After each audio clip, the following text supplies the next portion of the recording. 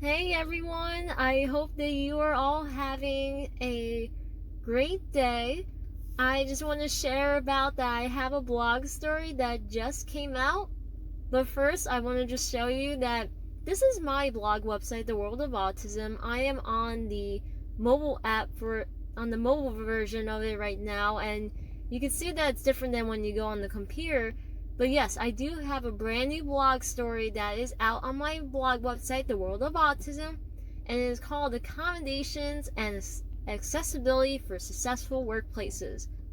I came up with this blog story because of the fact that a lot of workplaces they really need to focus more on about with two things: providing accommodations for people with disabilities and accessibility, which means we're figuring out ways to work as a team with people with disabilities as employees in order for workplaces to be successful.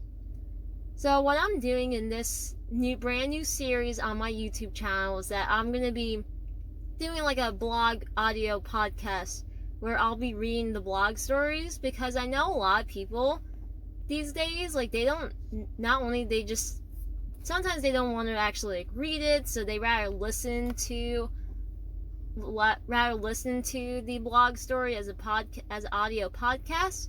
So I'm going to be reading to you guys about, with this blog story, accommodations and accessibility for successful workplaces.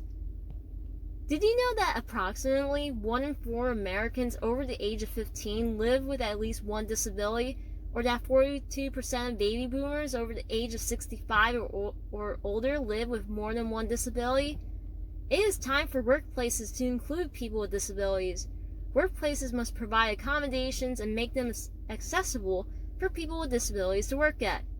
This helps people with disabilities gain employment opportunities and make an income, while workplaces gain a positive impact on its reputation and long-term sustainability.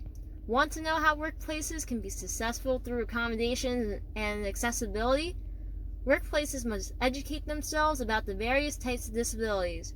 Employers must ask potential employees with disabilities during an interview about how they want to be addressed. For example, do you prefer person first language or identity first language? Language matters, so let's respect people's perspectives from the neurodiverse community that they want to go by. Not only language matters, but it's important for workplaces to remove barriers that prevent employment opportunities for neurodiverse people. Instead, workplaces should be working with their employees as a team by making them accessible in order to gain a positive reputation and other good benefits economically. This can occur by providing different employment opportunities and incorporating accommodations that meet individual needs. For example, an employee with a speech disability may need you to repeat, rephrase, or write down what they heard in order to get the responsibilities of their job role accomplished. When you give people with disabilities a chance in the workplace, they pay in return by being so dedicated and hardworking employees within the company or organization. It is time for workplaces to act as an inclusive team. How else would you make your company or organization more inclusive and successful? Share your thoughts in the comments section on my blog website, The World of Autism, or you could go and share your thoughts in the comments section on YouTube.